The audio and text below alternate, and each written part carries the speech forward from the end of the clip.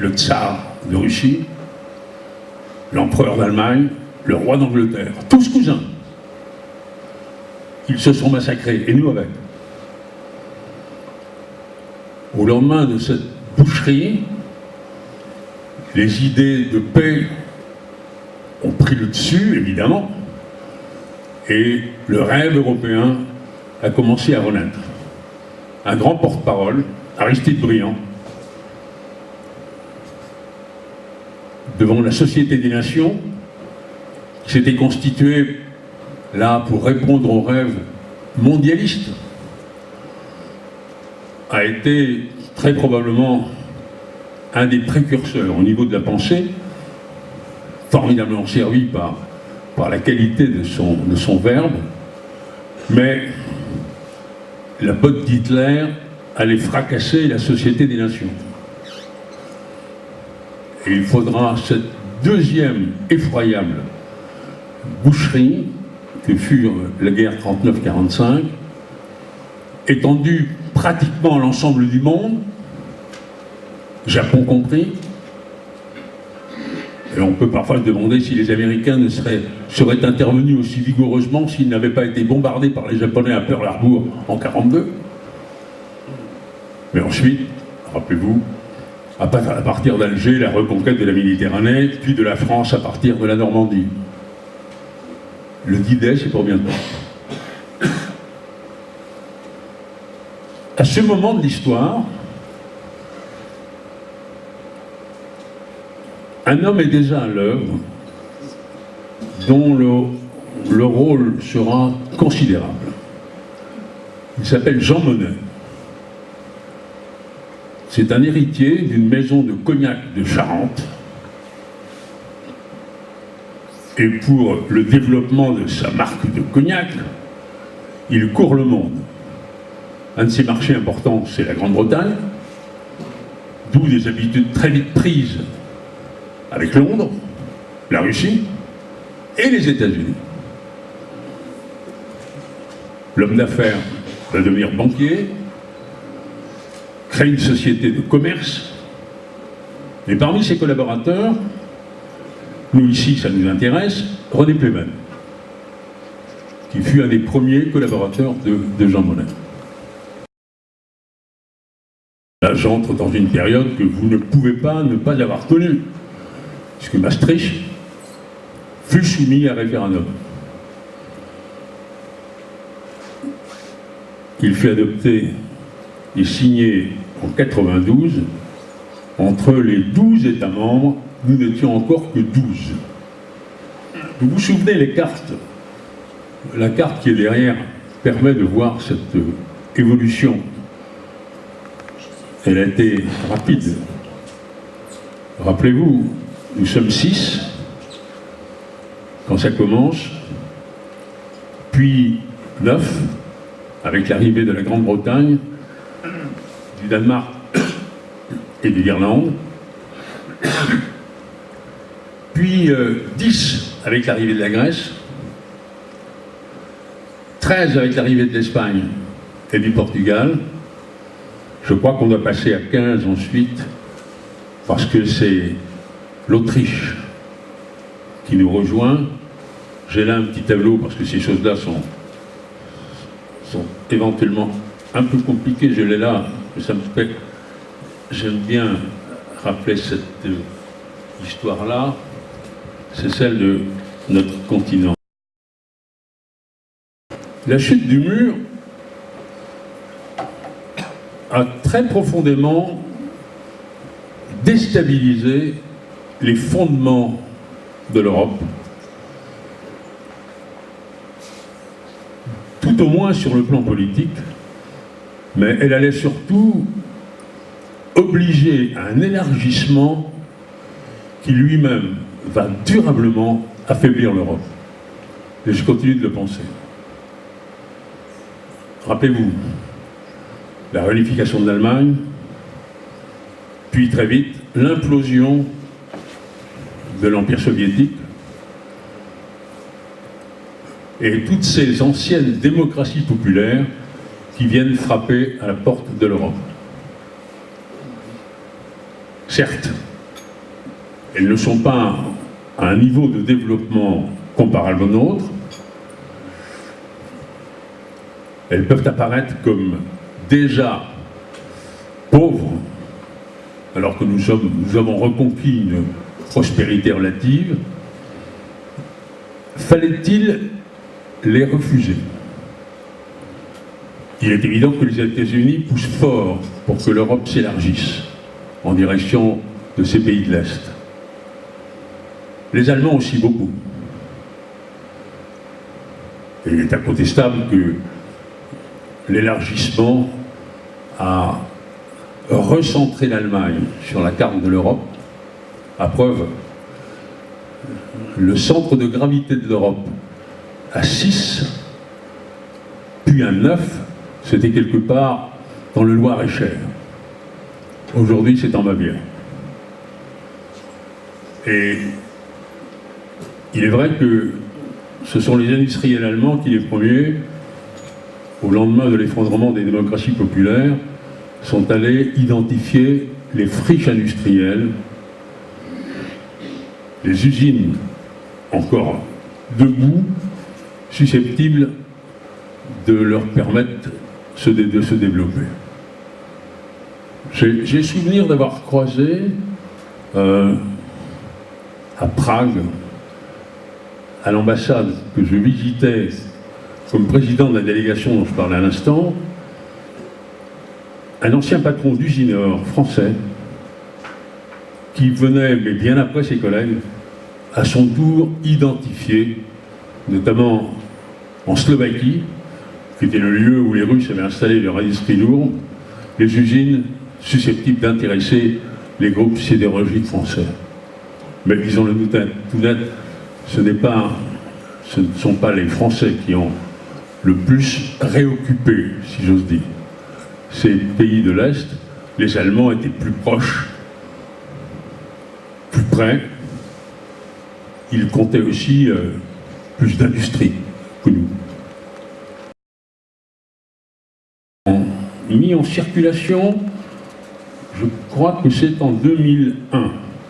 En tout cas, je me souviens bien du Conseil des ministres, j'y étais à l'époque, où Laurent Fabius, ministre des Finances qui avait remplacé Strauss-Kahn, nous a présenté le rapport par lequel nous allions adopter l'euro.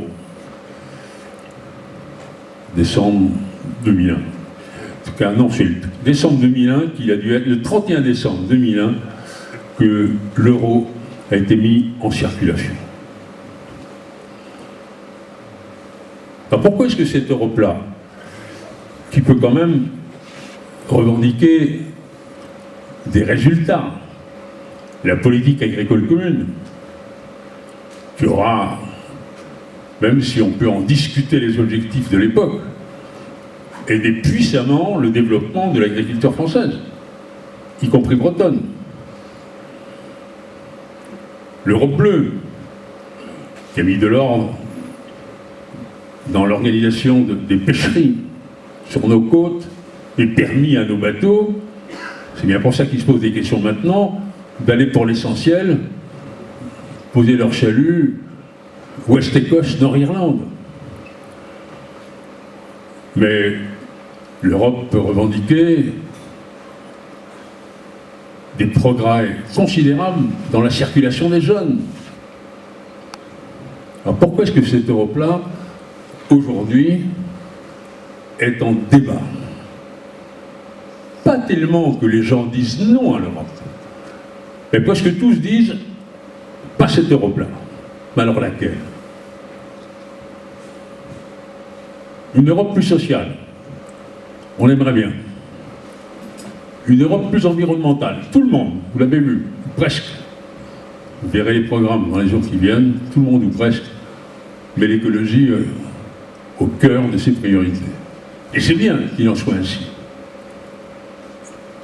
Ce qui me gêne, ce n'est pas le contenu des discours, ou plutôt des programmes, c'est l'espèce de certitude avec laquelle tous les candidats disent « si vous m'élisez, on va changer ». Comment on fait pour changer l'Europe? Comment on fait pour changer les traités? Tous s'y sont cassés le nez. François Hollande avait dit « je vais renégocier le traité ». Il n'a pas pu. Emmanuel Macron a dit « moi je vais convaincre l'Europe ». Il s'est planté. Parce que l'Europe est extraordinairement difficile. Elle est difficile parce qu'on n'a pas cessé d'articuler les pensées fédérales et en fait les souverainetés nationales. Parce que le Parlement européen n'a pas un vrai pouvoir de Parlement et qu'il faudrait un nouveau traité pour le lui donner. Parce que l'harmonisation fiscale répond à la règle de l'unanimité. Vous croyez qu'on va réussir à convaincre facilement l'Irlande demain de renoncer aux avantages fiscaux qui sont les leurs? Ou au dumping fiscal qui lui permet d'attirer les entreprises au détriment des autres pays européens? Moi, je suis un peu en colère quand j'entends des candidats, ou simplement des hommes ou des femmes politiques, pourtant intelligents,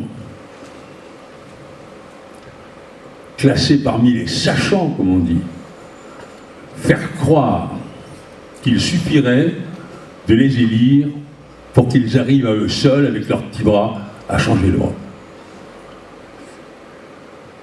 Et je pense que si les citoyens se sont détournés du politique, c'est aussi à cause de ce décalage entre le discours et les faits et la réalité. Alors, puisqu'aussi bien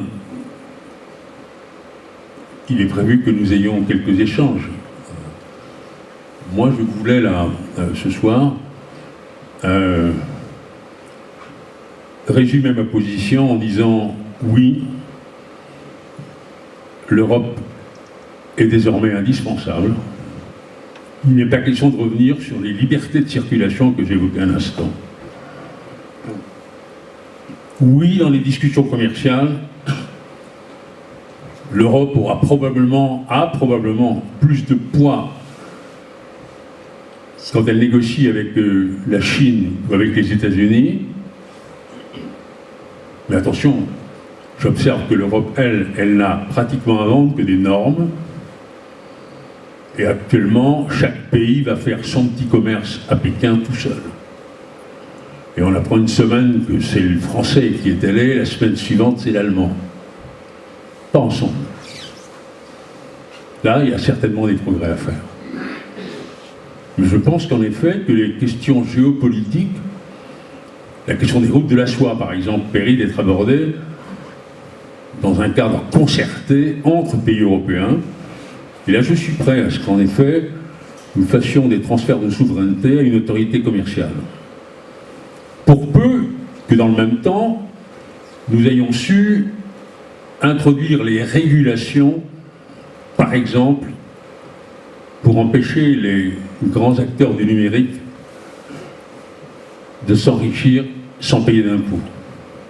Là aussi, c'est certainement au niveau européen qu'on arrivera peut-être à introduire une taxe imposant Google, Amazon et les autres, qui aujourd'hui, je le rappelle, échappent à l'impôt, alors que ce sont eux qui gagnent le plus aujourd'hui. C'est le grand problème de l'impôt. Les migrants désireux de venir chez nous fonctionnent bien, pas satisfaits du niveau des droits, mais on peut presque comprendre la réaction des Italiens devant l'indifférence des autres Européens, alors que les Italiens recevaient pratiquement la moitié des migrants du monde. On fait le choix de dire c'est fini, stop. Malheureusement, Salvini, actuellement, recueille une majorité considérable de l'opinion de ses concitoyens. Et la question des migrations soulève celle de l'acceptation sociale des politiques. Nous en parlions tout à l'heure un peu avec Monique et Denis. C'est vrai que les 450 millions d'Européens devraient pouvoir sans difficulté accueillir quelques millions de migrants de plus. Mais où et comment? Et les expériences actuellement conduites, même en Suède, qui a accueilli apparemment dans d'excellentes conditions un nombre important de migrants, les réactions de la population montrent l'extraordinaire difficulté qu'il y a à faire accepter. C'est encore plus vrai dans ces pays de l'Est. On pense à la Hongrie de Viktor Orban, on pense aussi à la Pologne, où là, j'évoquais les identités nationales tout à l'heure, qui avaient disparu dans l'Europe de l'Ouest dans les années 45. Les identités nationales se sont reconstruites dans ces pays de l'Est contre la Russie soviétique. Et il nous faut faire avec. C'est dire assez, là encore, si l'avenir de l'Europe dépend de la capacité que nous aurons à convaincre ces pays-là qu'il y a une solidarité européenne permettant de leur garantir qu'ils ne seront pas les seuls à supporter le poids des migrations. Ça a été le cas pour l'Italie, c'est la question qui se pose encore aujourd'hui pour les pays de l'Est. Je conclurai, avant qu'on échange un peu, sur un dossier qui m'a beaucoup tenu à cœur, qui était l'implication des parlements nationaux dans la construction européenne. J'explique. Les lois, la loi européenne pèse pour 70% du programme de l'Assemblée nationale française. Je veux dire que, à 70%, les lois votées en France sont des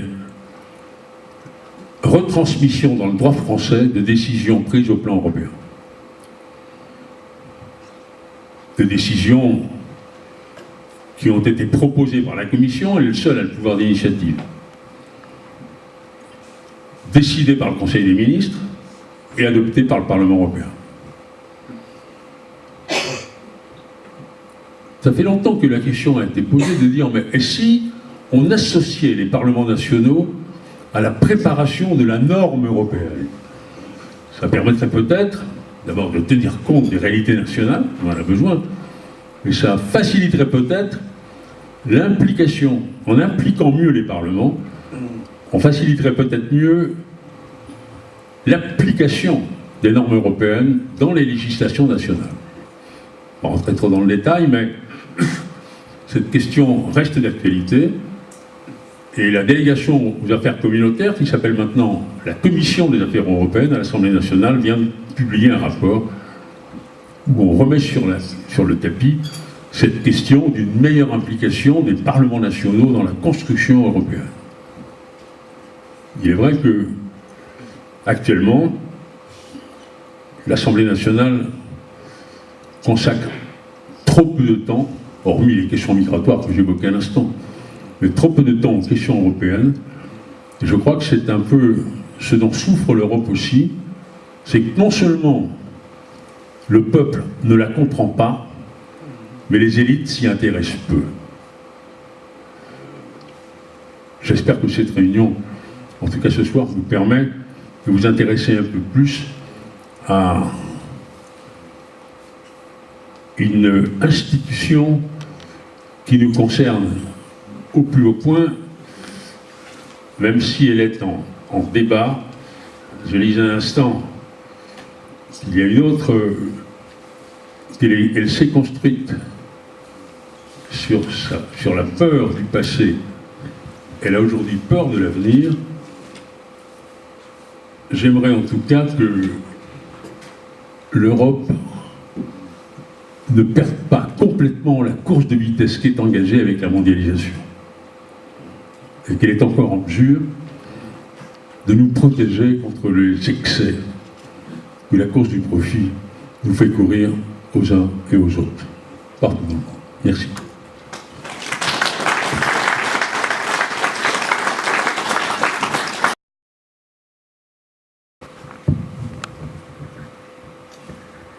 Le départ de la Grande-Bretagne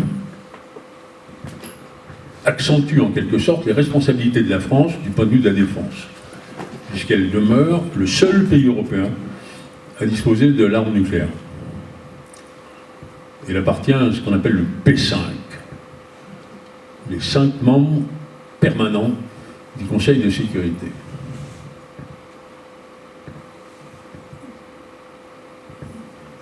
J'ai gardé un souvenir important. J'ouvre une parenthèse. En 2000, aux Nations Unies, il y a eu ce qu'on a appelé l'Assemblée du millénaire. Et pour la première fois dans l'histoire, ça reste la seule, on a aménagé dans la salle de bal du Waldorf Astoria, grand hôtel new-yorkais, une table singulière, un pentagone, derrière laquelle se sont installés Chirac, Clinton, Blair, Jiang Zemin et Poutine. Et derrière chaque président, il y avait un ministre. Par chance pour moi, Védrine n'était pas là. J'ai donc pu être derrière Chirac pour cette réunion singulière, qui traitait, entre autres, de dossiers africains. Pas du Rwanda, mais en l'occurrence du Burundi. Et j'avais été impliqué personnellement. Pour la petite histoire, à la fin de la réunion, Clinton est allé en coulisses et il est revenu avec dans les bras le petit Blair, auquel Chirac a fait gizzy, souvenir. Je n'avais pas de photo, dommage. Et je reviens à l'arme nucléaire.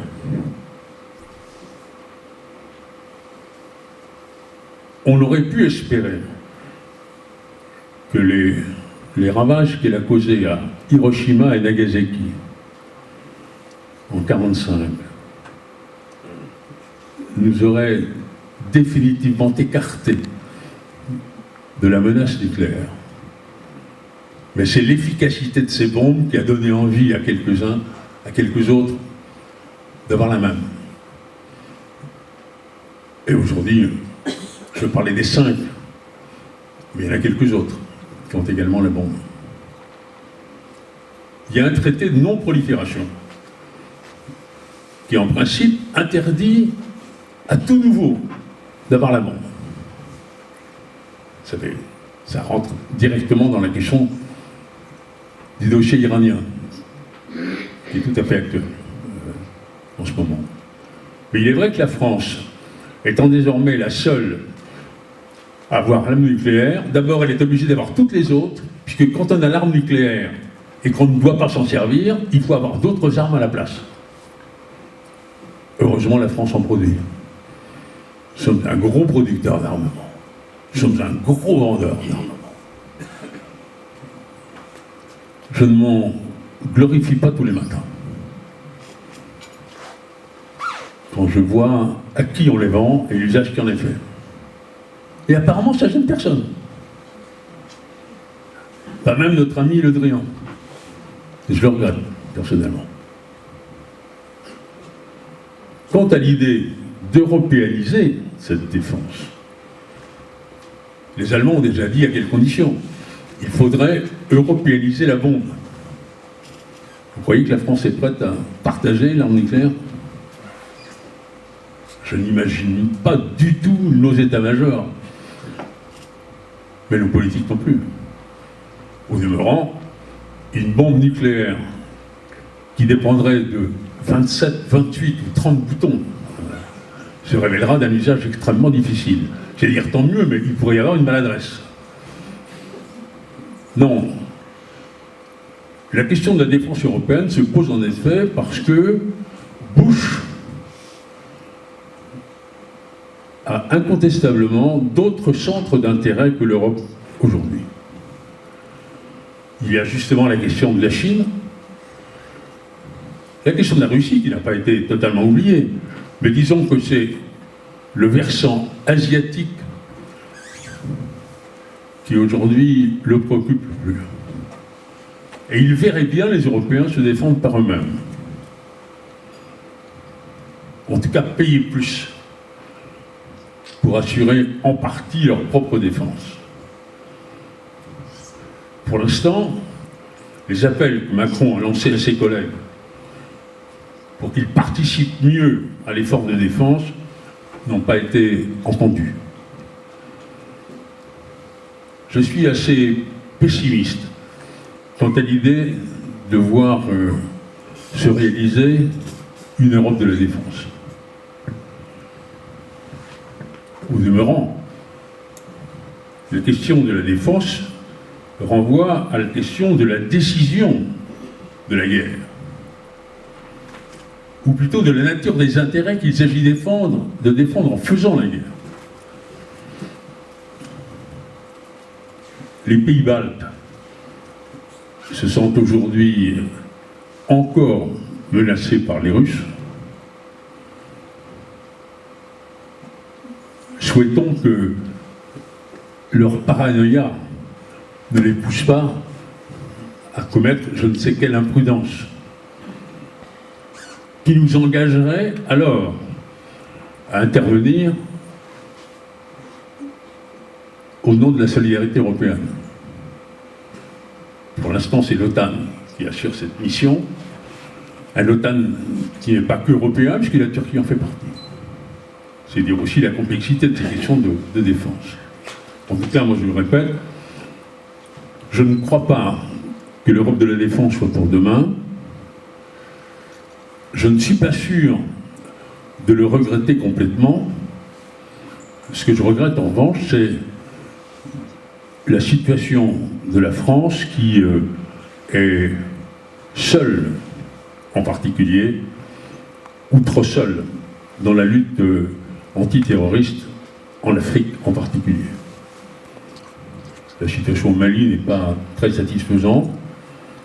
Son évolution nous fait craindre un enlisement des troupes françaises. Les troupes africaines tardent à prendre le relais.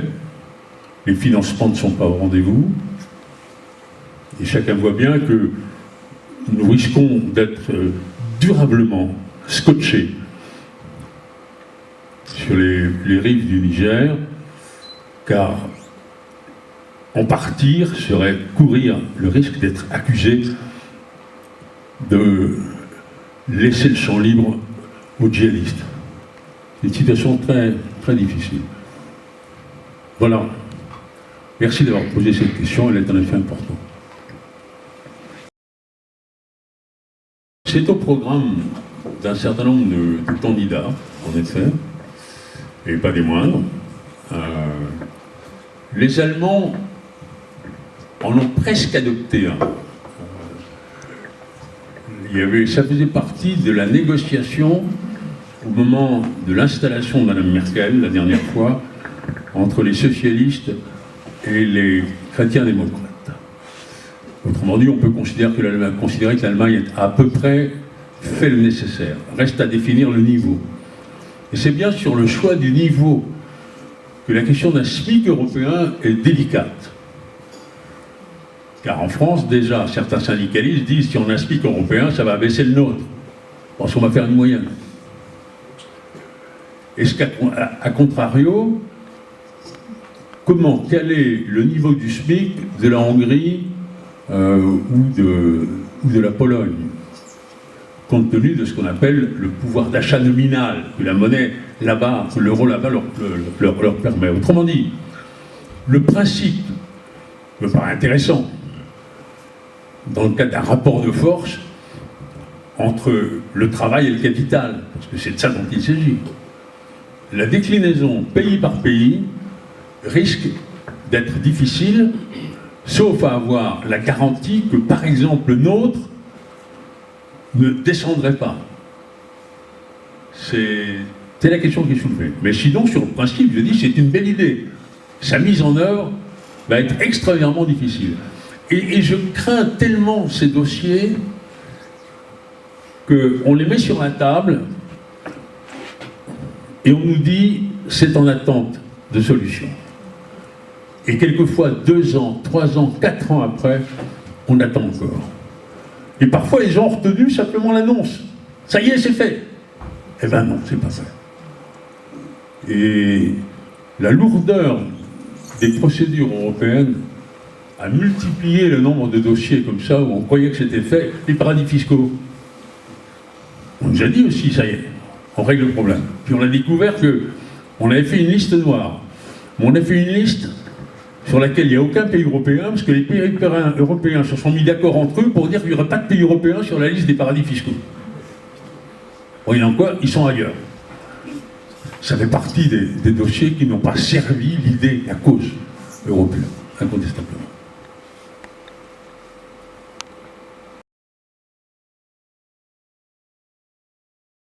Ce sont les États-Unis.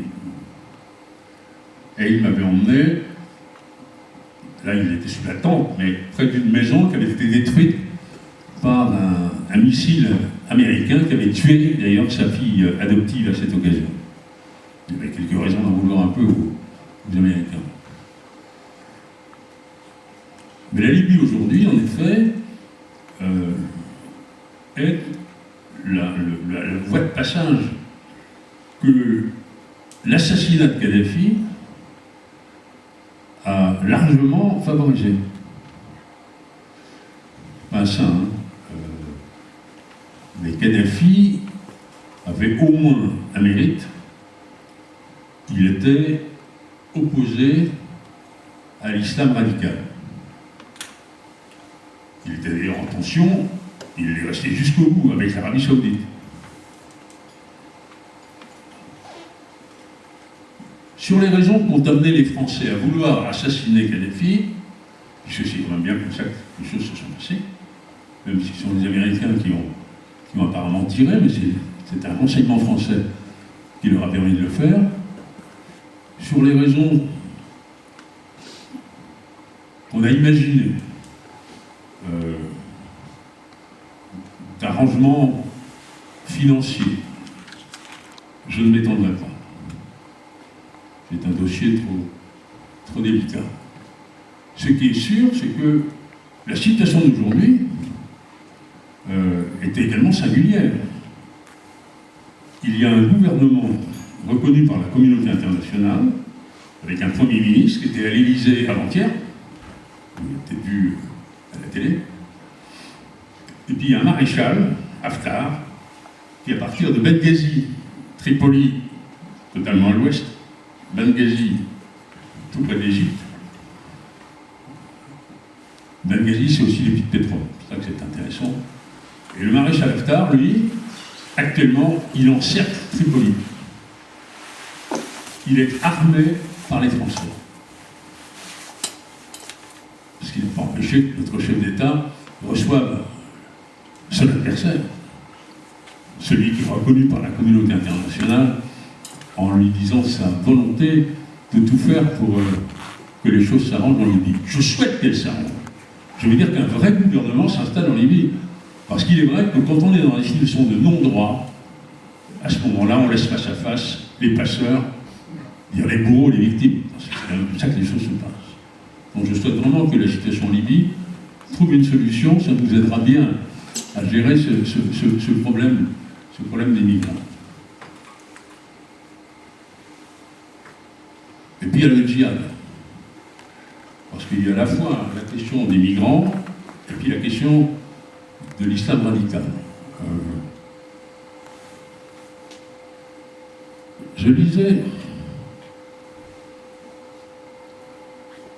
c'est un philosophe qui s'appelle Daniel,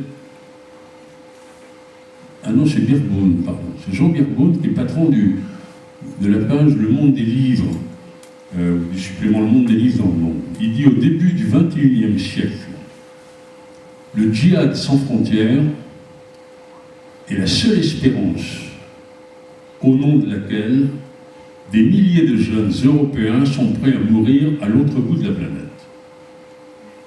Terrifiant.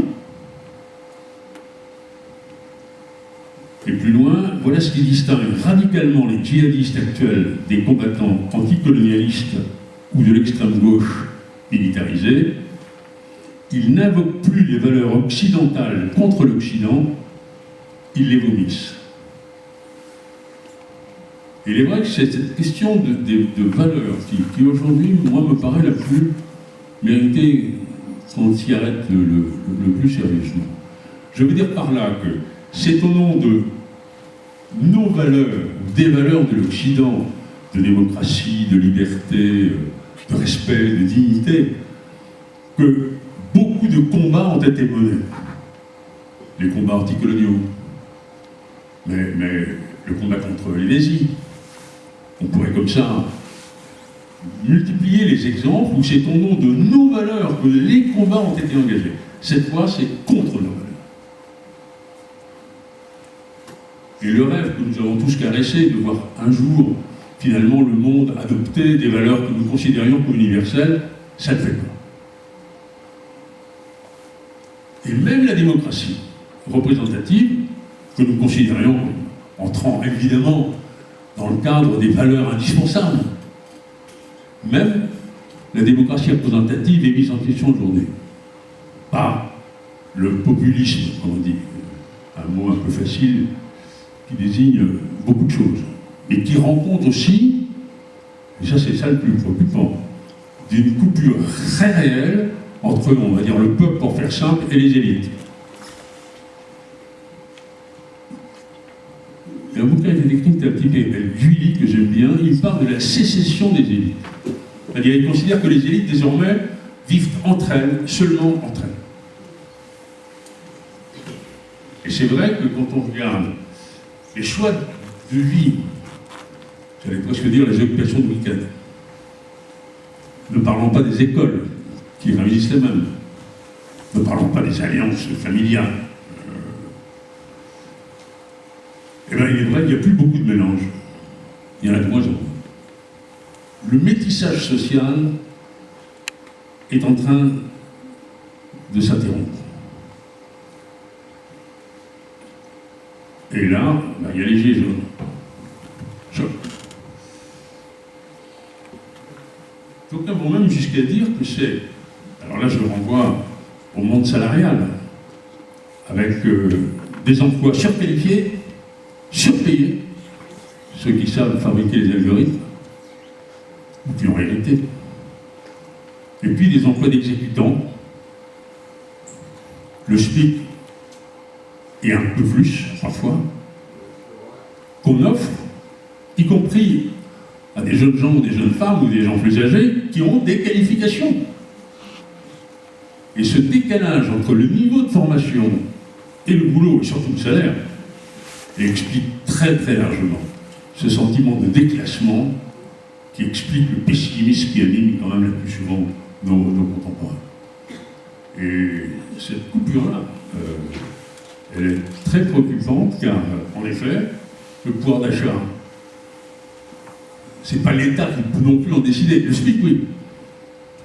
Peut-être un peu le niveau des retraites. Annexation ou pas annexation, enfin on est à la marge, et les impôts bien sûr. Mais sinon, c'est l'organisation économique dans sa complétude. Or, l'organisation numérique aujourd'hui fait qu'en effet, il y a besoin de quelques-uns là-haut, et puis une masse en bas. Entre les deux, les postes de... Autrefois, la chaîne de commandement, les contremaîtres, les contrôles, la machine terrestre. C'est pas plus grand. D'où l'idée que moi j'avais trouvé intéressante pendant les présidentielles, de l'idée du revenu universel. Parce que si le travail ne garantit plus le salaire, parce qu'aujourd'hui, le grand problème aujourd'hui, c'est le nombre de travailleurs pauvres. Autrefois, évidemment, entre la pauvreté et le chômage allaient ensemble, comme on disait. Aujourd'hui, non. On peut travailler et être pauvre. Enfin, et c'est cette explosion, cette catégorie sociale qui me paraît justifier qu'on essaie de réfléchir, en effet, pas pour demain, peut-être pour après-demain, mais à une autre relation entre la ressource qui est le travail. Et je ne sais pas si ces idées que Benoît Hamon a portées il y a 2 ans maintenant vont être ou non un peu reprises par lui sans doute, là tout de suite, ont-elles des chances de progresser au niveau européen? Parce que là encore, ce qui affecte la société française affecte aussi la société allemande, italienne, c'est à tout le monde. Hein. Tout le monde aujourd'hui est entré dans le numérique. Ça, c'est une question très lourde. Voilà.